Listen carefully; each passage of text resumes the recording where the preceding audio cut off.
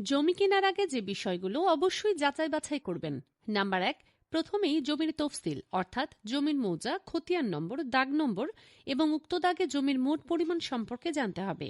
Number 2, যার কাছ থেকে জমি কিনবেন তার কাছ থেকে ওই জমি সংক্রান্ত সকল কাগজপত্রের ফটোকপি চেয়ে নিন, যেমন সিএস খতিয়ান, এস এ খতিয়ান, আর এস খতিয়ান, বিএস বা ঢাকা সিটি জরিপের খতিয়ান সহ সর্বশেষ পর্যন্ত যে সকল বেচাকেনা রয়েছে সেগুলোর বায়াদলিল বা চেইন অফ টাইটেল, নামজারি খতিয়ান এবং হালসনের খাজনার দাখিলা সহ সংশ্লিষ্ট সকল কাগজপত্র।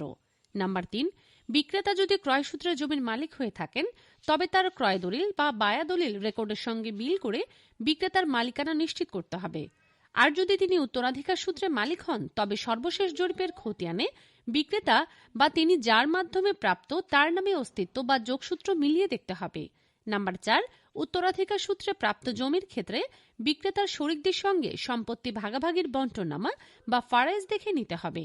যদি আপোষ বন্টন হয়ে থাকে কিন্তু রেজিস্ট্রি না হয় তবে ফারাইজ অনুযায়ী বিক্রেতা যতটুকু অংশের দাবিদার শুধু ততটুকু কেনাই নিরাপদ হবে। নাম্বার 5, জমিটি নিয়ে কোনো মামলা বিচারাধীন আছে কিনা বা কোনো মামলা নিষ্পত্তি হয়েছে কিনা এবং ব্যাংক বা অন্য কোনো প্রতিষ্ঠানে জমিটি বন্ধক বা দায়বদ্ধতা আছে কিনা তা উপজেলা ভূমি অফিস বা জেলা প্রশাসনের কার্যালয়ের এলএ শাখা থেকে জেনে নিতে হবে। নাম্বার 6, জমিটি খাস, পরিত্যক্ত, শত্রু সম্পত্তি কিনা বা সরকার কোনো কারণে অধিগ্রহণ করেছে কিনা সে বিষয়ে উপজেলা ভূমি অফিস বা জেলা প্রশাসনের কার্যালয়ের এলএ শাখা থেকে নিশ্চিত হতে হবে। নাম্বার 7, জমির মালিক নাবালক বা অপ্রকৃতিস্থ কিনা তা লক্ষ্য রাখতে হবে। নাবালক হলে আদালতের মাধ্যমে অভিভাবক নিযুক্ত করে বিক্রয়ের অনুমতি নিতে হবে। নাম্বার 8, সর্বশেষ নামজারি পর্চা, ডিসিআর, খাজনা দাখিল বা রসিদ যাচাই করে দেখতে হবে।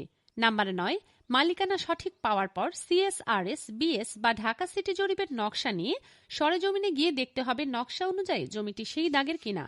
সাব রেজিস্ট্রার অফিসে তল্লাশি দিয়ে সর্বশেষ বেচাকেনার তথ্য জেনে নেওয়া যেতে পারে।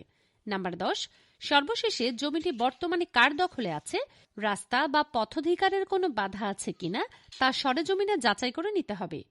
জমিজমা সংক্রান্ত এরকম তথ্য পেতে আমাদের ফলো করুন, শেয়ার করে অন্যকে জানার সুযোগ করে দিন। প্রয়োজনে প্রোফাইলে দেওয়া নাম্বারে যোগাযোগ করতে পারেন।